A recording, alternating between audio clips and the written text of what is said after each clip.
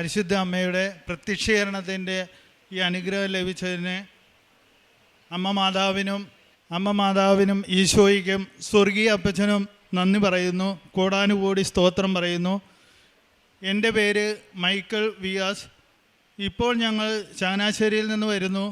എൻ്റെ ഇടവക ചാത്തനാട് അൽഫോൻസ ചർച്ചാണ്. ഇതെൻ്റെ മകൾ ലിറ്റ്സ മൈക്കിൾ. ഞാൻ ഒക്ടോബർ 2022 ഉടമ്പടി എടുത്തത്. ഉടമ്പടി എടുക്കാൻ പറഞ്ഞത് ഞങ്ങൾ പോയിരുന്ന പ്രയർ ഗ്രൂപ്പിലെ ഒരു ബ്രദർ പറഞ്ഞിട്ടാണ് ഉടമ്പടി എടുത്തത്. ഉടമ്പടി എടുത്തതിന് ശേഷം വളരെ അനുഭവങ്ങളാണ് ഞങ്ങൾക്ക് ലഭിച്ചത്. അതിലൊന്ന്, എൻ്റെ വീട് സ്ഥലവും വിൽക്കുന്നതിന് വേണ്ടി 2 വർഷമായിട്ടും അത് നടന്നിരുന്നില്ല. എന്നാൽ അവിടെ താമസം ഇല്ലാതിരുന്നു. അത് കഴിഞ്ഞ് വിൽപ്പന നടക്കാത്തത് കൊണ്ട് റെൻറ്റിന് അവിടെ ആളെ വെച്ചു. അവർ താമസിച്ചുകൊണ്ടിരിക്കുകയായിരുന്നു. അപ്പോൾ ഇത്രയും നാൾ നടക്കാത്തത്, അതിനു മുമ്പേ ഞാൻ ആ സഹോദരനോട് പറഞ്ഞു, നിങ്ങൾക്ക് ഈ വീട് സ്ഥലവും വേണമെങ്കിൽ എടുത്തുകൊള്ളുക, ഇത്ര രൂപയ്ക്ക് ഞാൻ തന്നേക്കാമെന്ന് പറഞ്ഞു. പക്ഷേ അവർക്ക് വേണ്ട, പണമില്ല എന്ന് പറഞ്ഞു. എന്നാൽ അതിനുശേഷം 1 വർഷം കഴിഞ്ഞിട്ടും ഈ വിൽപ്പന നടക്കാത്തത് കൊണ്ട് പല ബ്രോക്കർമാരും വരുന്നുണ്ടായിരുന്നു. അവിടെ വീട്ടിലോട്ട് വരാനായിട്ട് വലിയ വണ്ടി കയറില്ല എന്നും പറഞ്ഞുകൊണ്ടാണ് എല്ലാവരും ഒഴിഞ്ഞു പൊയ്ക്കൊണ്ടിരുന്നത്. അതിനുശേഷം ഞാൻ ഇവിടെ വന്ന് 2ാമത് ഉടമ്പടി പുതുക്കി. അപ്പോൾ എന്നിട്ടും ഇത് ഉടമ്പടിയിൽ നിയോഗം വെച്ച് പ്രാർത്ഥിച്ചിട്ടും ഇത് പോകുന്നില്ല. പിന്നെ എൻ്റെ മനസ്സിൽ തോന്നി ജോസഫ് അച്ഛനെ വന്ന് കാണാമെന്ന്. അങ്ങനെ ഞാൻ കൃപാസനത്തിൽ വന്ന് ആധാരമായിട്ട് വന്ന് ജോസഫ് അച്ഛനെ കണ്ടു. ജോസഫ് അച്ഛൻ മാതാവിൻ്റെ സന്നിധിയിൽ ആധാരം വെച്ച് പ്രാർത്ഥിച്ചതിൻ്റെ ഫലമായി ആധാരം വെച്ച് പ്രാർത്ഥിച്ചതിൻ്റെ ഫലമായി ഒരു കാശ് രൂപവും ആധാരവും എനിക്ക് തിരിച്ചു തന്നു. ഞാൻ അപ്പം പറഞ്ഞു, കാശ് രൂപം നിങ്ങളുടെ പറമ്പിൽ കൊണ്ട് കുഴിച്ചിടാൻ പറഞ്ഞു. ഞാൻ അതുമായി എൻ്റെ വീട്ടിൽ പോയി. അപ്പോൾ അവിടെ ഒരു മുസ്ലിം സഹോദരനായിരുന്നു. അപ്പോൾ ഞാൻ ഈ ഉപ്പ് വിതറുകയും ഒക്കെ ചെയ്തപ്പോൾ എൻ്റെ പുറകെ വരുന്നുണ്ടായിരുന്നു. ഞാൻ പറഞ്ഞു, ഇത് വീടിൻ്റെ വിൽപ്പന നടക്കാത്തത് കൊണ്ട് ഞാൻ കൃപാസനത്തിൽ നിന്ന് വന്ന നേർച്ച വസ്തുക്കളാണ്, അതാണ് ഇടുന്നതെന്ന് പറഞ്ഞു. അതിനുശേഷം വീടിൻ്റെ ഫ്രണ്ടിൽ ഒരു കാശ് രൂപം ഇടുന്നതിന് വേണ്ടി ഞാൻ കുഴിച്ചപ്പോൾ ചോദിച്ചു, ഇതെന്ത് ചെയ്യുവാന്ന് ചോദിച്ചു. ഞാൻ പറഞ്ഞു, ഇങ്ങനെ കാശ് രൂപം നേർച്ച വസ്തു ഇടാനാണ്, വീടിൻ്റെ വിൽപ്പന നടക്കുന്നില്ല എന്ന് പറഞ്ഞു. അങ്ങനെ ഞാനത് കുഴിച്ചിട്ടു. അതിനുശേഷം ഞാൻ വീട്ടിലോട്ട് പോയി, ചങ്ങനാശ്ശേരിയിലേക്ക് പോയി. 2 മാസം കഴിഞ്ഞ് ഈ സഹോദരൻ തന്നെ എന്നെ വിളിച്ചിട്ട് പറഞ്ഞു, എൻ്റെ മകൾക്ക് ഈ വീട് വേണം, അപ്പം അതിൻ്റെ ഒരാഴ്ച കൊണ്ട് കാര്യങ്ങൾ നടക്കണമെന്ന് പറഞ്ഞു. അങ്ങനെ ഞാനതിൻ്റെ പേപ്പറുകളെല്ലാം ശരിയാക്കാൻ വേണ്ടി വില്ലേജ് ഓഫീസിൽ കൊടുത്തു. പക്ഷേ എല്ലാം പെട്ടെന്ന് തന്നെ എല്ലാം ശരിയായി. അന്നു തന്നെ രാത്രിയിൽ 12 മണിയൊക്കെ ആകുമ്പോഴാണ് മെസ്സേജ് വരുന്നത്, എല്ലാം ഓക്കെ ആയെന്നും പറഞ്ഞുകൊണ്ട്. അതിനുശേഷം ഞാൻ എല്ലാ പേപ്പറും കൊണ്ട് കൊടുത്തു. ആധാരം നടന്നു, ഒരു പ്രശ്നമില്ലാതെ പൈസയും അതിൻ്റെ വീടിൻ്റെ എമൗണ്ടും എനിക്ക് അപ്പോൾ തന്നെ കിട്ടുകയും ചെയ്തു. അങ്ങനെ മാതാവ് ചെയ്ത വലിയ ഉപകാരത്തിന് നന്ദി പറയുന്നു. ഈശോയ്ക്കും സ്വർഗീയ പിതാവിനും നന്ദി പറയുന്നു. അതിനിടയിൽ ഞാൻ മൂവാറ്റുപുഴയിൽ വെച്ച് ഒരു ആക്സിഡൻറ്റ് നടന്നു. ബൈക്കിൽ പോകുമ്പോൾ ഒരു കാറ് ഇടവഴിയിൽ നിന്ന് ക്രോസ് ചെയ്ത് വന്ന് എൻ്റെ ബൈക്കിനെ ഇടിച്ചു തെറിപ്പിച്ചു. ഞാൻ ബോണറ്റിൻ്റെ മുകളിൽ കൂടി റോഡിൽ വന്ന് വീണു. അതിൻ്റെ പുറകെ എൻ്റെ ബൈക്കും വന്ന് എൻ്റെ പുറത്തോട്ട് തന്നെ വീണു. പക്ഷേ എന്തോ മാതാവിൻ്റെ സംരക്ഷണം ഉള്ളത് കൊണ്ടാണെന്ന് ഞാൻ വിചാരിക്കുന്നു. എനിക്ക് ഒന്നും പറ്റിയില്ല. ബൈക്കിൻ്റെ ഫ്രണ്ട് ഗ്ലാസും മറ്റും പൊട്ടിപ്പോയതേ ഉള്ളൂ. അപ്പോൾ അവിടെ നിന്നവരൊക്കെ പറഞ്ഞ്, ഇതെന്ത് മറിമായമാണ്, ഈ ബൈക്ക് വരെ വന്ന് വീണിട്ടും ഒന്നും പറ്റിയില്ലല്ലോ എന്ന് പറഞ്ഞ്. പക്ഷേ എൻ്റെ ഈ ഷർട്ടിൽ എപ്പോഴും ദൂരയാത്ര ചെയ്യുമ്പോൾ ഉടമ്പടി കാശ് രൂപം ഞാൻ എപ്പോഴും കുത്തിക്കൊണ്ടാണ് പോകുന്നത്. അതുകൊണ്ടാണ് മാതാവിൻ്റെ കൂടെ നിന്ന് എന്നെ സംരക്ഷിച്ചതെന്ന് ഞാൻ വിശ്വസിക്കുന്നു. പിന്നെ എൻ്റെ മോള് അവൾ SLC കഴിഞ്ഞതിന് ശേഷം +2 ചേർന്നപ്പം മുതൽ എൻ്റെ ഉടമ്പടിയിലാണ് അവൾ അത്രയും കാലം മാതാവ് സംരക്ഷിച്ചു പോകുന്നത്. പക്ഷേ ജർമ്മനിയിലേക്ക് പോകാൻ B2 എഴുതിയ സമയത്ത് അവൾ ഫെയിലായി. അപ്പോൾ ഞാൻ പറഞ്ഞു, നിൻ്റെ ഇപ്പം പ്രായമൊക്കെ ആയില്ലേ, നീ സ്വന്തമായിട്ട് ഉടമ്പടി എടുത്താലേ മാതാവ് സംരക്ഷിക്കുള്ളൂ എന്ന് പറഞ്ഞു. അങ്ങനെ അവൾ ഉടമ്പടി എടുത്തു. അതിനുശേഷം അവൾക്ക് വലിയ അനുഗ്രഹങ്ങളാണ് മാതാവ് കൊടുത്തത്. അത് എൻ്റെ മകള് തന്നെ പറയും. ഈശോമിശിഹായ്ക്ക് സ്തുതിയായിരിക്കട്ടെ. ആദ്യം തന്നെ മാതാവിൻ്റെ എൻ്റെ പേര് ലിറ്റ്സ. മാതാവിൻ്റെ പ്രത്യക്ഷീകരണ സാക്ഷിയായി ഉയർത്തിയതിന് ഒരുപാട് നന്ദി പറയുന്നു. കൃപാസന മാതാവിനോടും ഈശോയോടും ഒരുപാട് നന്ദി പറയുന്നു. എൻ്റെ പേര് ലിറ്റ്സ. ഞാൻ ആദ്യം തന്നെ പപ്പ പറഞ്ഞ പോലെ പപ്പയുടെ ഉടമ്പടിയിലായിരുന്നു ഞാൻ എല്ലാം പ്രാർത്ഥിച്ചുകൊണ്ടൊക്കെ ഇരുന്നത്. 11th ഞാൻ CBSE സയൻസ് സ്ട്രീമാണ് എടുത്തത്. അപ്പോൾ ഫിസിക്സ് ഭയങ്കര ടഫായിരുന്നു. അപ്പം എനിക്ക് ആദ്യത്തെ എക്സാമിന് തന്നെ നല്ല മാർക്ക് കുറവായിരുന്നു. അപ്പോൾ എനിക്ക് ടെൻഷനായിരുന്നു, ഇനി എങ്ങനെ ആകും എന്നുള്ളൊരു ഇതുണ്ടായിരുന്നു. അപ്പോൾ പപ്പ ഉടമ്പടി തൈലം പുരട്ടി ഒക്കെ ആയിരുന്നു ഞാനെപ്പോഴും ക്ലാസ്സിൽ പോയിക്കൊണ്ടിരുന്നത്. എപ്പോഴും പ്രാർത്ഥന ചൊല്ലുമായിരുന്നു. പപ്പയുടെ കൂടെ ഞങ്ങളെല്ലാവരും കൂടെ പ്രാർത്ഥന എല്ലാം ചൊല്ലുമായിരുന്നു. അത് കഴിഞ്ഞ് അത്യാവശ്യം നല്ല മാർക്ക് കൂടെ ഭയങ്കര മാറ്റമായിരുന്നു എനിക്ക് എല്ലാത്തിനും. പിന്നെ നല്ല മാർക്ക് കിട്ടാൻ തുടങ്ങി. അങ്ങനെ 11th തീർന്നു. 12th എനിക്ക് എങ്ങനെ ആവുമെന്ന് അറിയത്തില്ലായിരുന്നു. വീട്ടിൽ തന്നെ ചെറുതായിട്ടൊക്കെ ഫിനാൻഷ്യൽ പ്രോബ്ലംസ് ഒക്കെ ഫേസ് ചെയ്യുന്നുണ്ടായിരുന്നു. അപ്പോൾ എനിക്ക് ആഗ്രഹം ഉണ്ടായിരുന്നു ഇവർക്ക് എന്തെങ്കിലും ഒരു പൈസ മുടക്കിയ എന്തെങ്കിലും ഒരു കാരണം ഉണ്ടാവണമല്ലോ. എനിക്കൊരു ഞാനായിട്ടൊരു ഇവരെ പ്രൗഡാക്കണമെന്ന് എനിക്കൊരാഗ്രഹം ഉണ്ടായിരുന്നു. അപ്പോൾ ഞാൻ നന്നായി മാതാവ് എനിക്കറിയാം എൻ്റെ മെറിറ്റ് കൊണ്ട് എന്തായാലും നടക്കില്ല. CBSE എക്സാം എങ്ങനെ നല്ല മാർക്കാവും പാസ്സാവുമെന്ന് എനിക്ക് തന്നെ കോൺഫിഡൻസ് ഇല്ലായിരുന്നു. അപ്പം തൊട്ട് ഞാൻ എപ്പോഴും പഠിക്കുമ്പം വിശ്വാസപ്രമാണവും ചൊല്ലി വചനവും ചൊല്ലി പ്രാർത്ഥിക്കുമായിരുന്നു. ഞാൻ ഉടമ്പടി എടുത്ത് എനിക്ക് പ്രത്യക്ഷീകരണ പ്രാർത്ഥന എനിക്ക് അറിയില്ലായിരുന്നു കാണാതെ. അതുകൊണ്ട് ഞാൻ എപ്പോഴും വിശ്വാസപ്രമാണം ചൊല്ലി വചനം ചൊല്ലിയായിരുന്നു പ്രാർത്ഥിച്ചുകൊണ്ടിരുന്നത്. അപ്പം എനിക്ക് അപ്പം തന്നെ എല്ലാ മിക്ക എക്സാമിനും തന്നെ നല്ല മാർക്ക് കിട്ടാൻ തുടങ്ങി. പിന്നെ ബോർഡ്സ് എക്സാം വന്നു. വചനം സഫാനിയ 3:17 ദൈവമായ കർത്താവ് വിജയം നൽകുന്ന യോദ്ധാവ് നിൻ്റെ മധ്യമുണ്ട്. സഫാനിയ 3:17 അത് ഞാൻ എപ്പോഴും ചൊല്ലിക്കൊണ്ടിരുന്നത്. പിന്നെ വിശ്വാസപ്രമാണമായിരുന്നു. അത് കഴിഞ്ഞ് ബോർഡ്സ് എക്സാമിന് എല്ലാ എക്സാമിനും ഞാൻ കുരിശ് വരച്ച് പ്രാർത്ഥിച്ച് തൈലം പുരട്ടിയിട്ടായിരുന്നു പൊയ്ക്കൊണ്ടിരുന്നത്. പേപ്പർ തുറക്കുന്നതിന് മുന്നേ വിശ്വാസപ്രമാണം ചൊല്ലും വചനവും ചൊല്ലിയിട്ട് തുടങ്ങത്തുണ്ടായിരുന്നുള്ളൂ. ഫിസിക്സ് എക്സാമിനായിരുന്നു. എനിക്കറിയത്തില്ല ഞാൻ എന്താ എഴുതിയെന്ന്. എനിക്ക് ക്വസ്റ്റ്യൻ പേപ്പർ കണ്ടപ്പോൾ തന്നെ എനിക്കറിയില്ല ഞാൻ എന്താ എഴുതുക, എനിക്കൊന്നും മനസ്സിലായില്ല. പക്ഷേ എനിക്കറിയില്ല, ഞാൻ എല്ലാ ഒരു ഫ്ലോയിൽ അങ്ങ് എഴുതി പോവുമായിരുന്നു. എല്ലാ ക്വസ്റ്റ്യനും അറ്റൻഡ് ചെയ്ത് എങ്ങനെയോ എല്ലാം എഴുതി തീർത്തു. എക്സാം കഴിഞ്ഞിട്ട് എനിക്കറിയില്ലായിരുന്നു ഞാൻ എന്താ എഴുതിയെന്ന് തന്നെ എനിക്ക് അറിയില്ലായിരുന്നു. അത് കഴിഞ്ഞ് പിന്നെ കെമിസ്ട്രി എക്സാമിനും എനിക്ക് എളുപ്പമായിരുന്നു. മാതാവിനെ പ്രാർത്ഥിച്ച് തന്നെ ഞാൻ എഴുതിയ എക്സാം എളുപ്പമായിരുന്നു. അപ്പം അമ്മ ടീച്ചറാണ്. അപ്പം അമ്മ ഡ്യൂട്ടിക്കൊക്കെ പോയിട്ടുണ്ടായിരുന്നു എക്സാമിൻ്റെ ഇതിന്. അപ്പോൾ അമ്മ ഇങ്ങനെ പറഞ്ഞു എക്സാം ബുദ്ധിമുട്ടാണെന്ന പോലെ പറഞ്ഞപ്പോൾ ഞാൻ ഭയങ്കര എളുപ്പമാണെന്ന് പറഞ്ഞപ്പോൾ അമ്മയ്ക്ക് ടെൻഷനായി എങ്ങനെയാണെന്നപ്പോൾ എനിക്കും ഒരു പേടിയായി. അത് കഴിഞ്ഞ് റിസൾട്ടൊക്കെ വന്ന് റിസൾട്ട് തുറന്നപ്പോൾ എനിക്ക് ടെൻഷനായിരുന്നു എന്താ ആവുമെന്ന്. അപ്പം രാവിലെ ആയിരുന്നു റിസൾട്ട്. ഉച്ചയൊക്കെ ആയപ്പോൾ റിസൾട്ട് വന്ന് ഞാൻ വീട്ടിലില്ലായിരുന്നു, റോൾ നമ്പറും കയ്യിലില്ലായിരുന്നു. അപ്പോൾ ഞാൻ ക്ലാസ് ടീച്ചറിനെ വിളിച്ച് ചോദിച്ചപ്പോഴാണ് ടീച്ചർ പറഞ്ഞത് എനിക്ക് ഫുൾ A+ ആവുന്നത്. എനിക്ക് ഒട്ടും വിശ്വസിക്കാൻ പറ്റുന്നില്ല. അപ്പം ഞാൻ വിചാരിച്ചു ഈ രാത്രിയാവും വീട്ടിലെത്തുമ്പോൾ. അപ്പം തന്നെ തുറന്ന് ഉറപ്പ് വരുത്താം. എനിക്ക് ഒരു വിശ്വാസക്കുറവുണ്ടായിരുന്നു. വീട്ടിലെത്തി തുറന്നപ്പോഴാണ് എനിക്ക് മനസ്സിലായ മാതാവിൻ്റെ അനുഗ്രഹമാണെന്ന്. എൻ്റെ മെറിറ്റ് കൊണ്ടല്ല, അമ്മയുടെ അനുഗ്രഹം കൊണ്ട് മാത്രമാണ് എനിക്ക് ഫുൾ A+ കിട്ടി. അതുപോലെ തന്നെ എനിക്ക് ഒരു സബ്ജക്റ്റിന് ഫുൾ മാർക്സും കിട്ടി. അത് കഴിഞ്ഞ് ഞാൻ ജർമ്മൻ പഠിക്കാൻ കയറി. ജർമ്മൻ പഠിച്ചു. അതിലും മാതാവ് എന്നെ അനുഗ്രഹിച്ചു. എനിക്ക് എല്ലാത്തിനും നല്ല മാർക്സ് ആയിരുന്നു കിട്ടിക്കൊണ്ടിരുന്നത്. B1 വരെ ഇൻസ്റ്റിറ്റ്യൂട്ടിലാണല്ലോ. അപ്പം അതിനെല്ലാം നല്ല മാർക്സ് ആയിരുന്നു കിട്ടിക്കൊണ്ടിരുന്നത്. അത് കഴിഞ്ഞിട്ട് B1 തീർന്നു. ഞാൻ ഡേറ്റ് എടുത്തു. ലിസണിങ് റീഡിങ്ങിനായിരുന്നു ഞാൻ ആദ്യം ഡേറ്റ് എടുത്തത് B2 മൊഡ്യൂളിന്. അതെനിക്ക് മാതാവിൻ്റെ എല്ലാം പപ്പയുടെ ഉടമ്പടിയിലായിരുന്നു. അപ്പോൾ പപ്പ എനിക്ക് തൈലം പൂശി തരും. പിന്നെ നേർച്ച വസ്തുക്കളൊക്കെ ഉപയോഗിച്ചായിരുന്നു ഞാൻ എക്സാം എഴുതിക്കൊണ്ടിരുന്നത്. അതിലും എനിക്ക് നല്ല മാർക്സ് കിട്ടി. എനിക്ക് പാസ്സാവാൻ പറ്റി. പിന്നെ സ്പീക്കിങ് റൈറ്റിങ് B2 പഠിച്ച് കഴിഞ്ഞ് എഴുതാൻ കയറി. അതിലെനിക്ക് റൈറ്റിങ്ങേ കിട്ടിയുള്ളൂ. ഞാൻ പിന്നെയും സ്പീക്കിംഗ് റിപ്പീറ്റ് ചെയ്തു. പക്ഷേ എനിക്കത് കിട്ടുന്നില്ലായിരുന്നു. ഞാൻ കോൺഫിഡൻ്റ് ആയിട്ടാണ് അറ്റൻഡ് ചെയ്യുന്നത്. പാസ്സാവുമെന്ന് വിചാരിക്കും, പക്ഷേ എനിക്ക് പാസ്സാവാൻ പറ്റുന്നില്ല. 60 മാർക്സാണ് പാസ്സാവാൻ വേണ്ടത്. അപ്പോൾ ഒരു 55 ഉള്ളിൽ അത്ര എനിക്ക് മാർക്സ് കിട്ടുള്ളൂ. എനിക്ക് കൂടുതൽ കിട്ടില്ലായിരുന്നു. അപ്പോൾ പപ്പ തന്നെ പറഞ്ഞു ഇത്ര നാൾ പപ്പയുടെ ഉടമ്പടിയിൽ തന്നെ എടുത്തേ, 18 വയസ്സ് ആയി കഴിഞ്ഞിട്ടല്ലേ എടുക്കാൻ പറ്റുമായിരുന്നുള്ളൂ. അപ്പം എടുത്തിട്ടില്ലായിരുന്നു. അപ്പോൾ പിന്നെ ഞാൻ ഉടമ്പടി എടുത്തു പ്രാർത്ഥിക്കാൻ തുടങ്ങി. അപ്പം നേർച്ച വസ്തുക്കളൊക്കെ ഉപയോഗിച്ച് പിന്നെ എക്സാമിന് സ്പീക്കിങ്ങിന് ഒന്നും കൂടെ ഞാൻ ഡേറ്റ് എടുത്തു. ജോസഫ് അച്ഛനെ കണ്ട് ബ്ലെസ്സിങ്സ് വാങ്ങി പോയി. അത് എഴുതി. എക്സാം ആണെങ്കിൽ ഇച്ചിരി ഡിഫിക്കൽട്ടായിരുന്നു, ഒരു ഭയങ്കര ടയേർഡായിട്ടായിരുന്നു ഞാൻ എക്സാം എഴുതിയത്. എന്നാലും എനിക്ക് ആ എക്സാം എനിക്ക് പാസ്സാവാൻ സാധിച്ചു.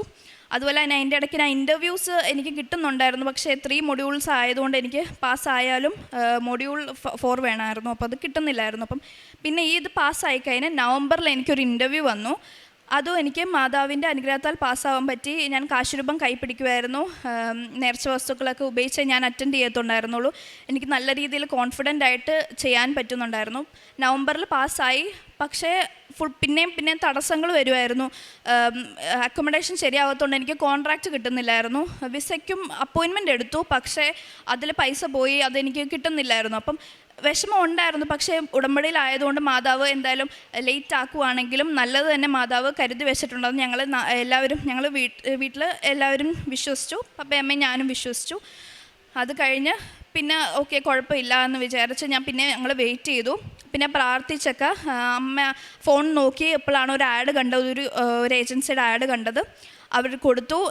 നല്ല രീതിയിൽ പോവായിരുന്നു. എല്ലാം ഫാസ്റ്റായിട്ട് പോയി. ഇൻ്റർവ്യൂ കിട്ടി. ഇൻ്റർവ്യൂ ഫസ്റ്റ് ചാൻസിൽ പാസ്സായി. എംപ്ലോയർ ഇൻ്റർവ്യൂ വന്നു. അതും മാതാവ് കാശുരൂപം വെച്ച്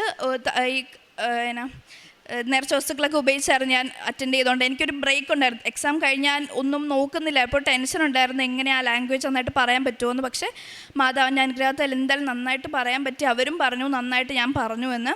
അപ്പം മാതാവിൻ്റെ അനുഗ്രഹത്താൽ ഇത്ര എത്തി. അത് കഴിഞ്ഞ് വിസയ്ക്ക് അപ്പോയിൻമെൻ്റ് എടുത്തു. എല്ലാവർക്കും വിസയ്ക്ക് സ്ലോട്ട് എടുത്തപ്പോൾ തന്നെ എല്ലാവരും ഭയങ്കര റേറ്റാന്ന് പറഞ്ഞു. ഒരു 30,000 അറൗണ്ട് അത്രയും റേറ്റ് വരുന്നുണ്ടായിരുന്നു. പക്ഷേ എനിക്ക് ഒരു 8,000 സംതിങ്ങിനെങ്ങാണ്ട് എനിക്ക് ഡേറ്റ് കിട്ടി, വിസയ്ക്ക് അപ്പോയിൻമെൻറ്റ് കിട്ടി.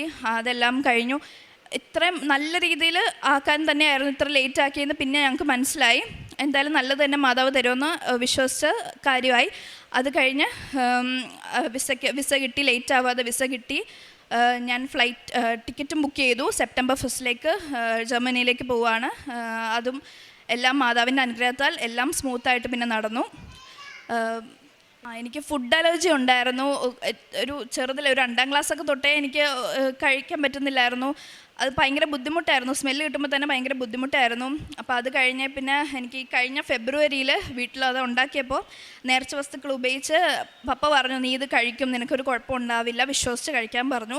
ഞാൻ പ്രാർത്ഥിച്ച് വിശ്വാസ പ്രമാണം ചൊല്ലിയിട്ടായിരുന്നു ഞാൻ കഴിച്ചത്. എനിക്കൊരു കുഴപ്പം ഉണ്ടായിട്ടില്ല. എനിക്ക് എത്ര നാളായിട്ട് ഉണ്ടായിരുന്നതാണ്. അത് മാതാവ് മാറ്റി തന്നു. പിന്നെ പ്രേക്ഷിത പ്രവർത്തനം ഞാനും പപ്പയും കൂടെ ചെയ്തുകൊണ്ടിരുന്നത്. പത്രം എല്ലായിടത്തും പോയി കൊടുക്കുമായിരുന്നു, ആൾക്കാർക്ക് കൊടുക്കുമായിരുന്നു. പിന്നെ കാരുണ്യപ്രവൃത്തിയായിട്ട് ഈ ഓട്ടിസം ബാധിച്ച ഒരു സ്ഥാപനം പിള്ളേരുടെ നോക്കുന്ന ഒരു സ്ഥാപനം ഉണ്ടായിരുന്നു. അപ്പോൾ അവിടെ ഞങ്ങൾ പോയിട്ട് അവരായിട്ട് ടൈം സ്പെൻഡ് ചെയ്യുകയും സാമ്പത്തികമായ സഹായം ചെയ്യുകയൊക്കെ ചെയ്തിട്ടുണ്ട്. പിന്നെ ആത്മീയമായിട്ടും കുറേ അനുഗ്രഹങ്ങൾ മാതാവ് നൽകിയിട്ടുണ്ട്. എനിക്ക് ബൈബിൾ വായിക്കാനും ഒക്കെ ഭയങ്കര ബുദ്ധിമുട്ടായിരുന്നു. അപ്പം ഇത് കഴിഞ്ഞ് പിന്നെ ഞാൻ എപ്പോഴും ബൈബിൾ വായിക്കും. പപ്പയും ഞങ്ങളെല്ലാവരും ബൈബിൾ വായിക്കും. പ്രാർത്ഥന മുടക്കാറില്ല. ഞായറാഴ്ച പ്രത്യേകിച്ച് കുർബാന മുടക്കാറില്ല. ഇടദിവസം പറ്റുമ്പോഴൊക്കെ ഞങ്ങൾ കുർബാനയ്ക്ക് പോകുമായിരുന്നു. കുമ്പസാരിക്കാനും എനിക്ക് ഈ ഉടമ്പടി എടുക്കുമ്പോൾ വിചാരിച്ചു 2 വീക്സ് കൂടെ എങ്ങനെ കുമ്പസാരിക്കും, എങ്ങനെ ആവും എന്നൊക്കെ ഒരു ചിന്തയുണ്ടായിരുന്നു. പക്ഷേ ഉടമ്പടി എടുത്തേ പിന്നെ ഞാൻ എപ്പോഴും മാക്സിമം ഒരു 2 അല്ലെങ്കിൽ 3 വീക്സിനുള്ളിൽ ഞാൻ എന്തായാലും കുമ്പസാരിക്കുമായിരുന്നു. ഡെയിലി ബ്രെഡ് കാണാറുണ്ട്. പിന്നെ ധ്യാനം കൂടാറുണ്ട്. ഉപവസിക്കാറുണ്ടായിരുന്നു. ഉപവസിക്കുന്നത് എനിക്കും ഭയങ്കര ബുദ്ധിമുട്ടുള്ള കാര്യമായിരുന്നു. പക്ഷേ ഞാൻ ബുധനും ശനിയും ഞാൻ ഉപവസിച്ച് പ്രാർത്ഥിക്കുമായിരുന്നു.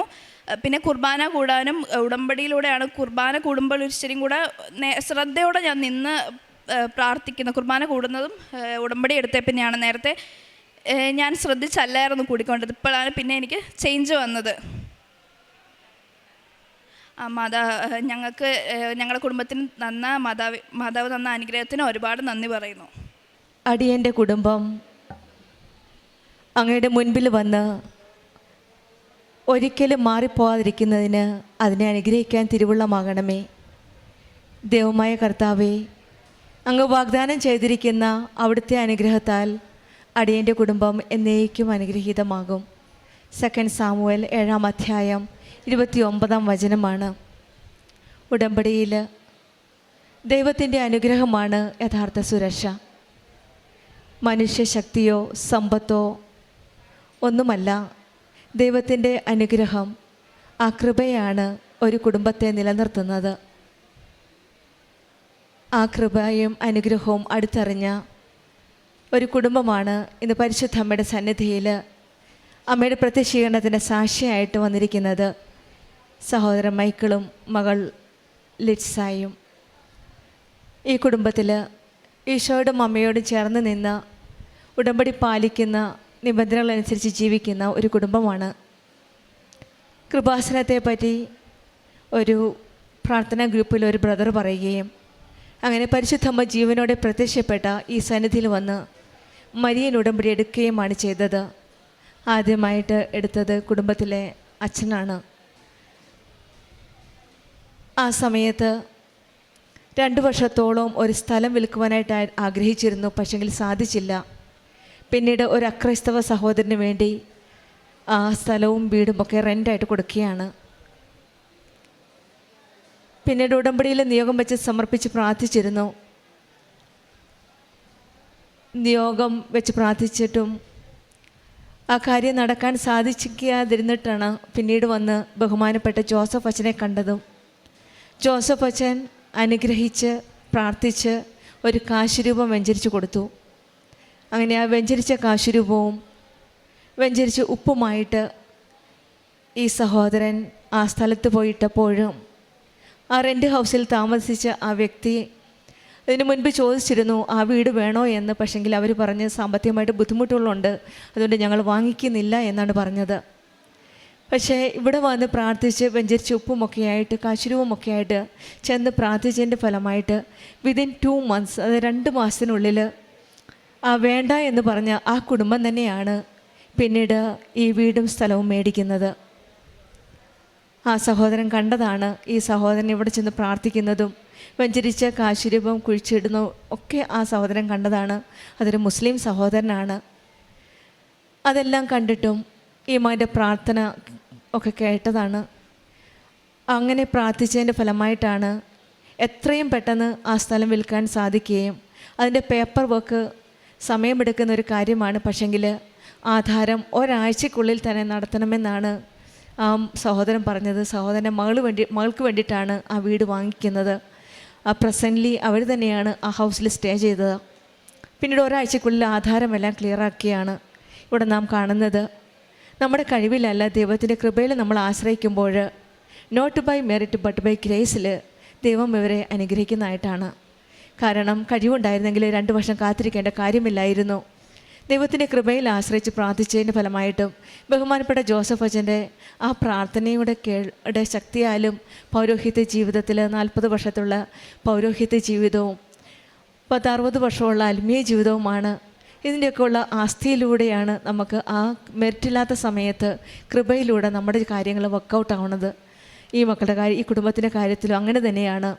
മെറിറ്റില്ലാത്ത സമയത്ത് ദൈവത്തിൻ്റെ കൃപയാൽ ഇതെല്ലാം സാധിച്ചു കൊടുക്കുകയാണ്.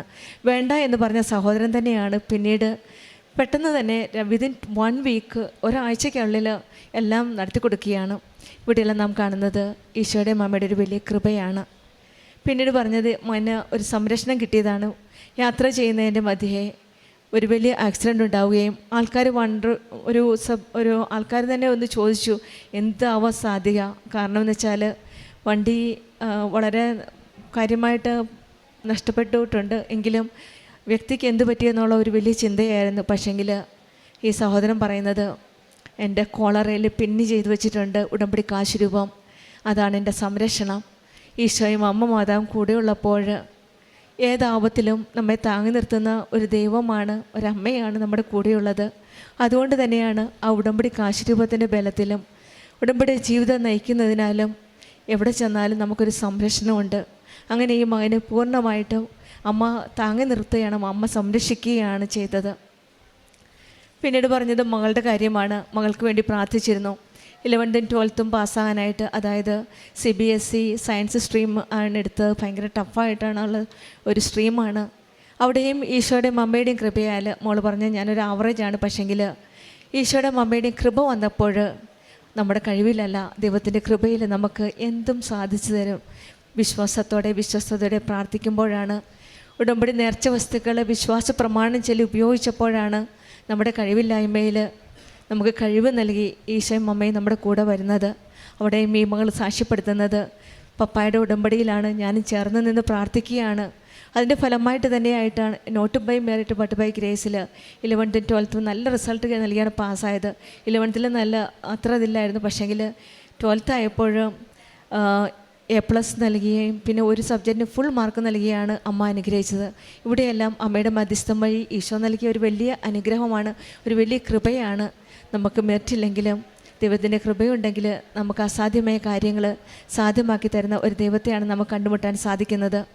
പിന്നീട് ജർമ്മൻ എക്സാംസ് പോയപ്പോഴും A1 A2 B1 എല്ലാം നല്ല റിസൾട്ട് കിട്ടി. പക്ഷേങ്കിൽ B2ന് ഡേറ്റ് ഇട്ടപ്പോൾ 2 മൊഡ്യൂളാണുള്ളത് സ്പീക്കിംഗ് റൈറ്റിങ്ങിൽ.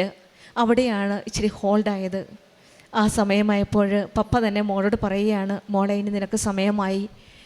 എൻ്റെ പ്രാർത്ഥന കൊണ്ട് മാത്രമല്ല, നീയും കൂടി ഇനി ഉടമ്പടി എടുക്കണം, 18 വയസ്സായില്ലേ എന്ന്.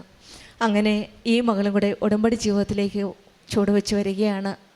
അച്ഛൻ കൈമാറി കൊടുത്ത ആ വിശ്വാസം, അച്ഛൻ്റെ കൂടെ നിന്ന് പ്രാർത്ഥിച്ച ആ വിശ്വാസം, അച്ഛൻ്റെ കൂടെ നിന്ന് അച്ഛൻ തേച്ച് കൊടുത്ത ഉടമ്പടി തൈലവും നേർച്ച വസ്തുക്കളുടെയും തേച്ച് പ്രാർത്ഥിച്ച ആ വിശ്വാസത്താൽ പിന്നീട് മകളും ഉടമ്പടി എടുക്കുകയാണ്. പിന്നീട് മകളുടെ കാര്യത്തിൽ ആ ഉടമ്പടി എടുക്കുന്നതിന് മുമ്പ് മകൾ പലപ്രാവശ്യം ശ്രമിച്ചു, പക്ഷേങ്കിൽ 2 പ്രാവശ്യം എഴുതിയിരുന്നു, പക്ഷേങ്കിൽ കിട്ടിയില്ല. ട്വൈസ് റിപ്പീറ്റഡ്, പക്ഷെ കുഡ് നോട്ട് സക്സീഡ്. അതിന് ഓരോ പ്രാവശ്യം 60 ആണ് വേണ്ടത്, പക്ഷേങ്കിൽ 55 വരെ എത്തുന്നുണ്ട്. പിന്നെയാണ് മകൾക്ക് മനസ്സിലായത്, ഞാനിനി ഉടമ്പടി എടുക്കണം, എൻ്റെ സ്വന്തം ഉടമ്പടിയിൽ. പിന്നീട് ഈ മകൾ വന്ന് ഉടമ്പടി എടുക്കുകയാണ്. ഉടമ്പടി എടുത്ത് പരീക്ഷ ആയതുകൊണ്ട് തന്നെ ബഹുമാനപ്പെട്ട ജോസഫ് അച്ഛനെ വളരെ പെട്ടെന്ന് കാണുവാൻ സാധിക്കുകയും അച്ഛൻ്റെ കൈവെപ്പ് ശുശ്രൂഷ വഴി ഈ മകൾക്കൊരു നല്ല അനുഗ്രഹമാണ് നൽകിയത്. ആ അനുഗ്രഹത്തോടെ പ്രാർത്ഥിച്ചതിൻ്റെ ഫലമായിട്ട് നെക്സ്റ്റ് എക്സാമിൽ നല്ല റിസൾട്ട് നൽകി പാസ്സാവുകയാണ്. ഇവിടെയും നമ്മൾ മെറിറ്റില്ല എന്ന് പറഞ്ഞ് എഴുതി തള്ളുന്ന ഓരോ കാര്യങ്ങളും ഉടമ്പടിയിൽ നിയോഗമായി സമർപ്പിച്ച് പ്രാർത്ഥിക്കുമ്പോൾ മെറിറ്റില്ലാത്ത കാര്യത്തിൽ മെറിറ്റാക്കി തരുന്ന ഒരു ദൈവത്തെയാണ് നമുക്ക് കണ്ടുമുട്ടാൻ സാധിക്കുന്നത്. നേർച്ച വസ്തുക്കളുടെ ഉപയോഗത്തിലൂടെയും ബഹുമാനപ്പെട്ട ജോസഫ് അച്ഛൻ്റെ കൈവെപ്പ് ശുശ്രൂഷ വഴിയും ലഭിച്ച ഈ അനുഗ്രഹവും ഈ മകൾ പറയുന്നത് എൻ്റെ മെറിറ്റ് കൊണ്ടല്ല, ദൈവത്തിൻ്റെ കൃപയാലാണ്.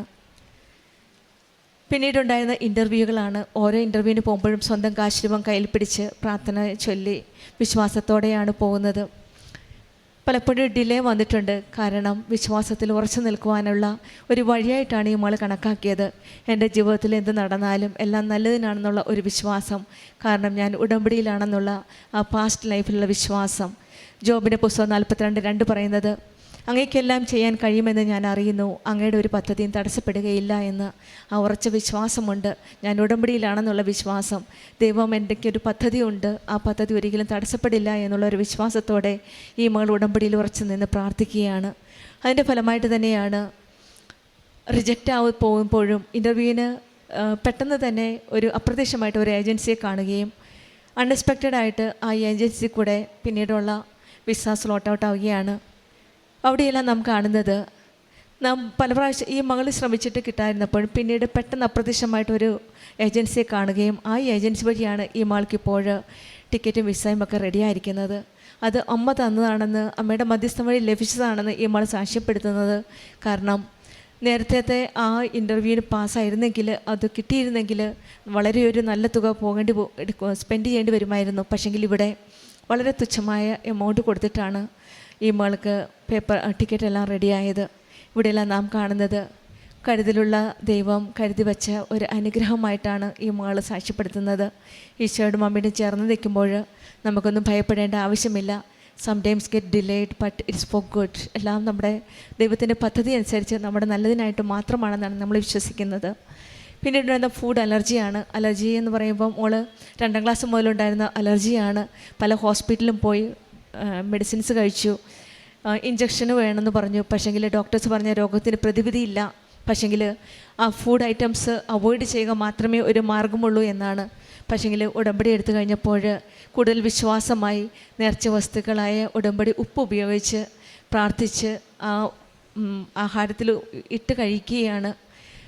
അതിനുശേഷം ഒരു കുഴപ്പവുമില്ല എന്നാണ് പറയുന്നത്. ഇത്രയും വർഷങ്ങളായിട്ട് കഴിക്കാതിരുന്ന ആഹാരം കഴിക്കാൻ തുടങ്ങുന്നു. ഇഞ്ചക്ഷനെ പേടിച്ച് കഴിക്കാതിരിക്കുകയായിരുന്നു, എല്ലാം അവോയ്ഡ് ചെയ്യുകയായിരുന്നു. പക്ഷേങ്കിൽ ഇപ്പോൾ ഉടമ്പടിയിൽ വന്നതിന് ശേഷം ഭയപ്പെടേണ്ട ആവശ്യമില്ല. ഈശോയും അമ്മയോടും ചേർന്ന് നിൽക്കുമ്പോൾ ഉടമ്പടി നേർച്ച വസ്തുക്കളുടെ ഉപയോഗത്തോടെ, വിശ്വാസ പ്രമാണം ചൊല്ലിയുള്ള ഉപയോഗത്തോടെ അലർജിയിൽ നിന്നും പൂർണ്ണമായിട്ടും വിടുതൽ ലഭിക്കുകയാണ്, രോഗസൗഖ്യം ലഭിക്കുകയാണ്. പ്രേക്ഷിത പ്രവർത്തനവും കാരുണ്യ പ്രവൃത്തികളുമെല്ലാം ഈ കുടുംബം ഒന്നായി ചേർന്നാണ് ചെയ്യുന്നത്. പ്രായശ്ചിത്ത പ്രവർത്തനം പത്രം കൊടുക്കുകയും ഓട്ടിസം ബാധിച്ച കുട്ടികളെ സഹായിക്കുകയും ആത്മീയമായിട്ട് കുടുംബമായിട്ട് തന്നെ പ്രാർത്ഥനയിലും പ്രാർത്ഥനാ ജീവിതം, ഉടമ്പടി ജീവിതം, വിശ്വാസത്തോടെ നിബന്ധനകൾ പാലിച്ചുള്ള ഒരു ജീവിതമാണ് നയിക്കുന്നത്. അതുകൊണ്ട് തന്നെയാണ് ഇവരുടെ ജീവിതത്തിൽ ഒന്നിനും ഭയപ്പെടേണ്ട, എല്ലാ കാര്യവും ഈശോ അമ്മയും ഏറ്റെടുക്കുകയാണ്. നമ്മുടെ ജീവിതത്തിലും പ്രശ്നങ്ങളുടെ നടുവിലും നമുക്ക് ഈശോയുടെയും അമ്മയുടെയും കരങ്ങളിലേക്ക് നമ്മുടെ ജീവിതവും സമർപ്പിക്കാം. ഉടമ്പടിയിലൂടെ നമുക്ക് നമ്മുടെ കുടുംബത്തിൽ നിന്നും ദൈവത്തിൻ്റെ സംരക്ഷണവും അനുഗ്രഹവും നമുക്ക് യാചിക്കാം. പരിശുദ്ധമ്മ കൃപാസനം അമ്മയുടെ മധ്യസ്ഥതയിൽ ദൈവത്തിൻ്റെ വാഗ്ദാനങ്ങളിൽ ഉറച്ചു വിശ്വസിച്ച് ജീവിക്കാനുള്ള കൃപയ്ക്കായി നമുക്ക് പ്രാർത്ഥിക്കാം. ദൈവം വാഗ്ദാനം ചെയ്താൽ അത് നിശ്ചയമായി നിറവേറ്റും. അവിടുത്തെ അനുഗ്രഹത്താൽ നമ്മുടെ കുടുംബവും അവിടുത്തെ അനുഗ്രഹമാണ്, അവിടുത്തെ കൃപയാണ് നമ്മുടെ കുടുംബത്തിൻ്റെ വിശ്വാസത്തിൻ്റെ അടിത്തറ. ആ വിശ്വാസത്തോടെ നമ്മുടെ ഉടമ്പടി ജീവിതം കൂടുതൽ തീഷ്ണതയോടെ നമുക്ക് മുന്നോട്ട് നയിക്കാം. മൈക്കിളിനും കുടുംബത്തിന് ലഭിച്ച എല്ലാ അനുഗ്രഹങ്ങൾക്കും നമ്മൾക്ക് കരങ്ങളടിച്ച് ദൈവത്തെ മഹത്വപ്പെടുത്താം. യേശുവേ നന്ദി, യേശുവേ സ്തുതി, ആവേ മരിയ. അത്യപൂർവ ദൈവാനുഭവങ്ങൾ ഇനി നിങ്ങൾക്കും സ്വന്തം. ഈ യൂട്യൂബ് ചാനൽ ഇതുവരെ സബ്സ്ക്രൈബ് ചെയ്തിട്ടില്ലെങ്കിൽ ഇപ്പോൾ തന്നെ സബ്സ്ക്രൈബ് ചെയ്യുക. ഈ വീഡിയോ ഇപ്പോൾ തന്നെ നിങ്ങളുടെ സുഹൃത്തുക്കൾക്ക് ഷെയർ ചെയ്തുകൊണ്ട് കർത്താവിൻ്റെ പ്രേക്ഷിതരാകുക.